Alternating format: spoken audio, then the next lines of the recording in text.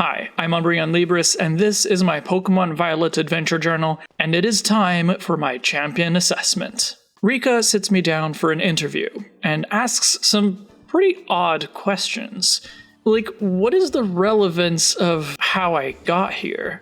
Why are you asking me why I came? There's only one reason why I came here. You know why I came here. Do you like Pokemon? What kind of interview is this? Even the moderately related questions still seem baffling. Like, why does it matter if I remember the names and the types of the gym leaders? What does this interview really do for my champion assessment? What does it tell the league about me? I'm very confused, but I do pass. Whatever there was to pass. I don't really see what I could have answered wrong. But anyway, Rika follows me into the next room, where she is the first Elite Four that I will battle. She gives me basically the kind of challenge that I expect from a first member of the Elite Four. I thought it was interesting when she terrestrialized her Clodsire into a pure ground type to lose the weakness to ground type, which I was hoping to exploit with my Clodsire. And then she uses Liquidation, which is actually a pretty good idea for a move for Clodsire. I'll have to keep that in mind for later. But I defeat her without too much trouble, and I like that in the break between battles, the Elite Four members stick around so you can talk to them still. You also have the opportunity here to heal, and I appreciate having that chance, but I do not take it. This has been my practice for many generations now. If I was taking the time to heal between every battle, it would be really easy.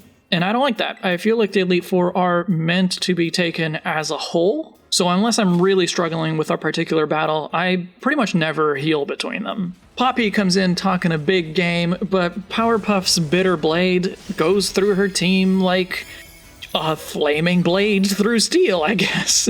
She gives me no trouble. Number 3 is a surprise though. Larry, the gym leader that I said in the interview that I'd had the most trouble with. If I remember correctly, he was the only one that I lost to. So now I can see within the frame of the game what the purpose of some of those interview questions were, though it still doesn't really clarify what that's supposed to tell the league about me. Anyway, Larry does not KO any of my Pokemon, but he does leave my team pretty worn out.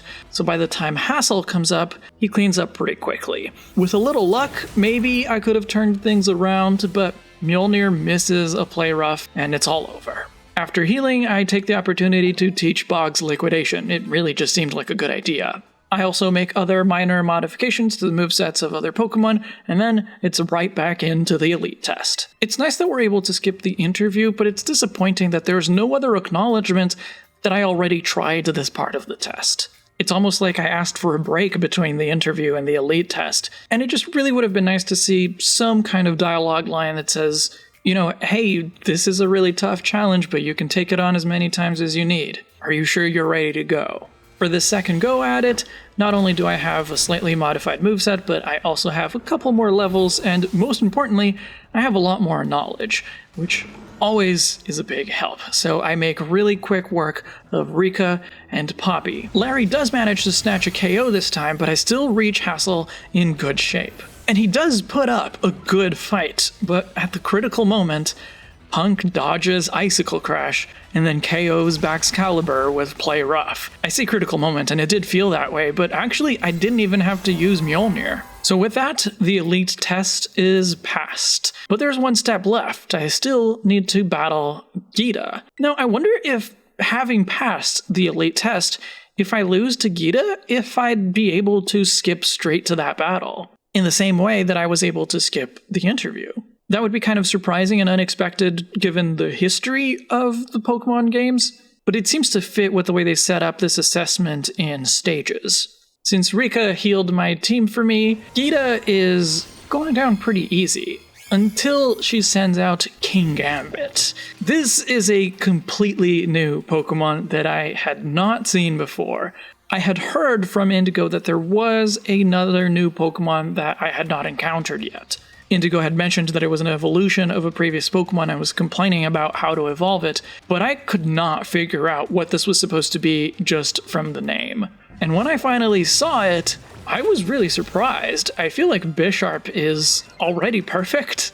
But I do like Kingambit, and if this gets more competitive action, I'm cool with it. It looks badass, and it put a good dent in my team. But I still progressed well, and soon Geeta was on her last Mon, a Glimora terastallized into a pure rock type. I appreciate the strategic use of terastallizing to remove a type from a dual type Pokemon, but this means that nobody in the entire Pokemon League, in the entire Victory Road plotline, and at least so far, nobody in the entire game has used unexpected Terra types. The gyms used Pokemon of other types terastallizing into the gym type, and that did throw me off at first, but I honestly should have seen it coming. The Elite Four always terastallized a dual type Mon into a single type that matches the type of the rest of the team.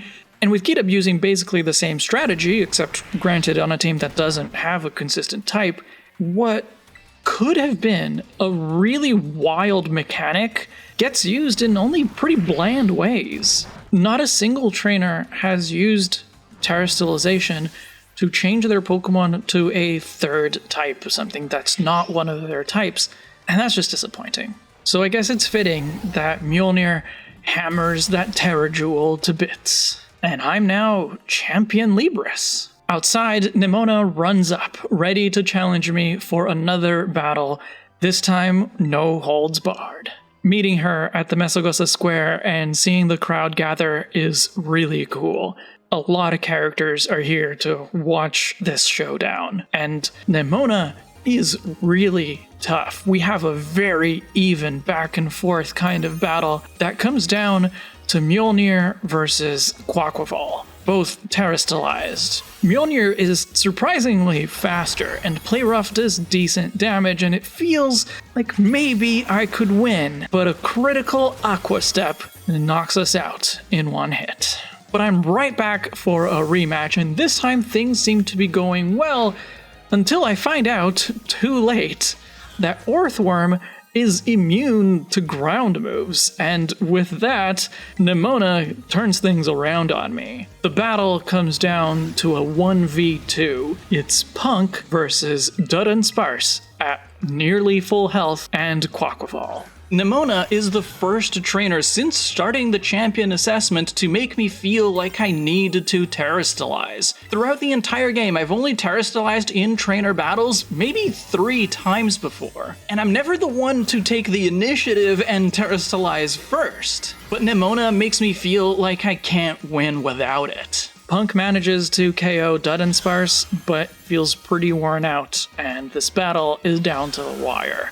It feels like whoever can move first is taking the win. Thankfully, before Quaquaval can do anything, Punk hits it with a flower trick, and it goes down. This was a fantastic battle, from the atmosphere of the battle, to the character that's my opponent, to the challenge of it. It was awesome, and I would have been happy to come and do this again. The next morning, Arvin gives me a call, and we meet at the Zero Gate to start the way home. What I'm guessing is the last major plotline of at least the main game. After some unusual introductions, it seems that we are ready to descend. I haven't seen credits yet, which is a little surprising, but I like that we're not treating this part of the game as post-game. So I guess we'll see Area Zero tomorrow.